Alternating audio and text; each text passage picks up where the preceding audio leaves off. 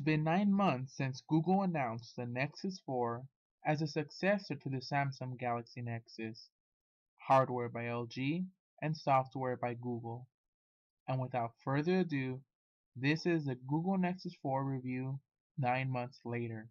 Let's see if this should be the phone that you'll carry around for the next couple years. Let's start with design. This is a beautifully crafted device with an all-glass back and soft touch finish around the edges. The phone itself feels sturdy in the hand, and if you point at the light right, it gives you a sparkly glass design, which I'm a huge fan of. The phone also comes with a beautiful 4.7-inch 1280 by 720p IPS Plus display, and watching videos on the screen looks pretty awesome.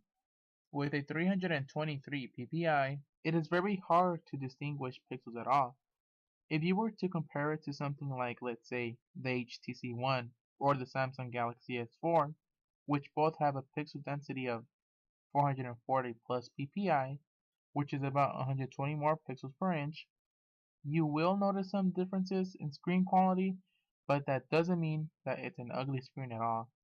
But something that I didn't like about the Nexus 4 is the speaker. It is very tinny, and if you put it face down on a surface, the sound gets distorted. So I'm not a big fan about that. But what about gaming? With a beautiful screen, the Nexus 4 doesn't disappoint. It plays apps and games flawlessly and smoothly thanks to its quad-core Snapdragon S4 Pro processor and its 2GB of RAM. And this actually makes it the third fastest phone to date, so pretty impressive, with the Samsung Galaxy S4 on top in first place and coming in second the HTC One. So yeah, it's pretty up there with the big dogs. Oh, and its speed is also attributed to the latest version of Android, Android 4.3 Jelly Bean.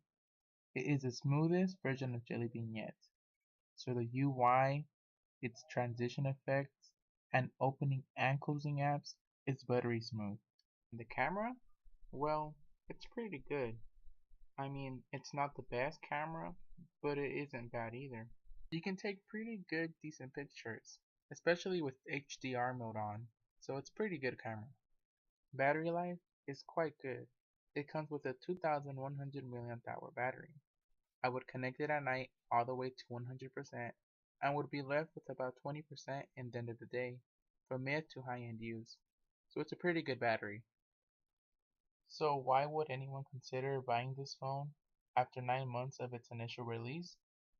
Well, if you want a high-end phone on a budget, then this is your phone.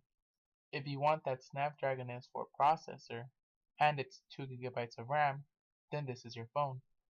And if you want Android 4.3 out of the box and the latest and greatest updates, then this is your phone.